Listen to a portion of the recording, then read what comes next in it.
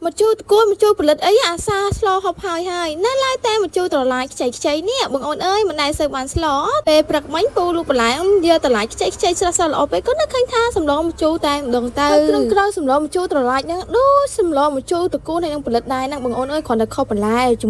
mùi trở lại mùi từ cua bật lật ấy chẳng á bưng ôn còn khâu lại thằng nàng tê hai con niên trong nó lia ping pong mình tìm bằng đai để sao tại giờ po sát chẳng á bưng ônต่อไปนี้ខ្ញុំរៀបចំគ្រឿងឲ្យអស់ហើយបងអូនចាប់ផ្ដើមរៀបចំទៅស្លើហើយចាហើយគ្រាន់តែរៀបចំភ្លាមបងអូនអើយរុយមកទុំឡើងនេះត្មងសូម្បីតែរុយគូថាចង់ឲ្យហូបសម្លនឹងដែរដោយសារវាទំនើងបងអូនតំអន់ស្លផងគ្រាន់តែរៀបគ្រឿងមកទំនើងប៉ុណ្ណឹងហើយទ្រាំតែស្លឆ្អិនទៀតបងអូនសម័យមើលថាឆ្ងាញ់ប៉ុណ្ណាចឹងហើយតែបងអូនកុំឲ្យខាពេលយូរទៅស្លមកជូរត្រឡាចជាមួយនាងខ្ញុំទាំងអស់គ្នាជាបងនាងខ្ញុំដាំទឹកពុះឲ្យដាក់ប្រហុកដូចសាប់រហូតដល់នឹងឯងចាសម្លមកជូរទៅអត់ប្រហុកចប់ហើយប៉ុន្តែសម្រាប់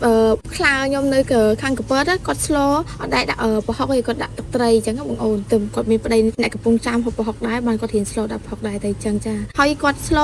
អត់ដាក់ប្រហុកដាក់ទឹកត្រីអញ្ចឹងអ្នកណាថាហូបបានក៏គ្នាបងអូនថាមួយយើងធ្លាប់ហូបប្រហុកហើយទៅអត់ហូបប្រហុកខ្ញុំមានអារម្មណ៍ថាភ្លឺដូចខ្វះជាតិគឺខ្វះជាតិប្រហុកហ្នឹងអញ្ចឹងបងអូនអានឹងសម្រាប់ដែរថាចូលចិត្តប្រហុកហើយទៅហូបសម្លដែរអត់ប្រហុកទៀតគឺអត់ចេះទេចាអញ្ចឹងហើយឲ្យតែនាងខ្ញុំស្លម្ជូរអីម្ដងបងអូនអើយនិយាយពីថាប្រហុកវិញដាក់ទាំងគីឡូយ៉ាងមួយទៅគឺចូលចិត្តដាក់ប្រហុកច្រើនអញ្ចឹងបងអូនដោយសារតែចូលចិត្តហូបប្រហុកពើថាអត់សូវឈ្ងុយប្រហុកអីដូចមិនសូវចេះហូបទេឡើងថាខ្វះជាតិមួយយ៉ាងហ្នឹងបងអូនហើយនាងខ្ញុំស្លម្ជូរម្ដងនឹង10ក្តៅហើយតែបងអូនឥឡូវមកមើលសម្លនាងខ្ញុំវិញចាដល់ណាដល់ណីនេះអើយដល់វាដាក់គ្រឿងបាត់ហើយបងអូនអើយចាពើមើលមិនតាន់អីខាមើលសារថ្មីទៀតណាបងអូនដោយសារតែវីដេអូទៅមុខហើយនិយាយលេងតាន់ហើយចាហើយគ្រឿងនឹងដែរបងអូនអើយនាងខ្ញុំដាក់អំបិលប៊ីចេងស្ករសទឹកត្រីធម្មតាទេចាអត់មានគ្រឿងអីណាពិសេសផ្សាអីមកពីណាទេបងអូនអើយតែប៊ីចេងស្ករយើងអីរាល់ថ្ងៃហ្នឹងចាហើយមួយទៀតសម្លម្ជូរភាគ